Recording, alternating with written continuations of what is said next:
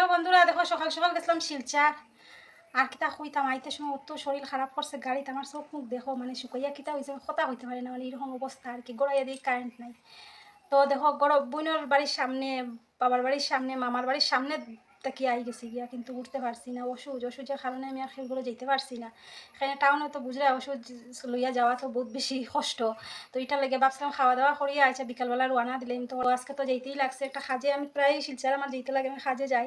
তো আজকেও আমার কাজ আসছিল। তো তো শরীর খারাপ করছে, গাম দেখো মানে এটা খোয়ার মতো। আইয়া ড্রেস খুলছি না, হয়েছে আগে ভাত রান্না করি। আর একটা উপাস অত বাজে, কোনো দিকে যেতে হইলে রান্না করিয়া রাখিয়ে যাই না, এই একটা যন্ত্রণা। তো মাছ আনছি দেখো, মাছ ধুয়ে হইয়া রাখছি। আর এদিকে যে মাছের ডিম, মাছের ডিম। তো ভাবছি অনেক তরকারি ভাত হয়ে গেছে, তরকারি রান দিয়ে শ্যাম্পু করতে লাগবে, চুলো কোনো দিয়ে গেলে আবার পুরো শ্যাম্পু দরকার। শ্যাম্পু করিয়ে স্নান করুন, তারপরে এবার খাই। আর গোলা থেকে আওয়াজ হয় রান্না। তো কই তোমরা সব কিছু দেখাইতাম না, দেখানি গেলে লোক ভিডিও বড় হইব, আর আমি অত বক বক করতে পারতাম না। শরীর খুব বেশি খারাপ, মানে মুখ দেখলেই বুঝতে পার না। তো ঠিক আছে বন্ধুরা, টাটা।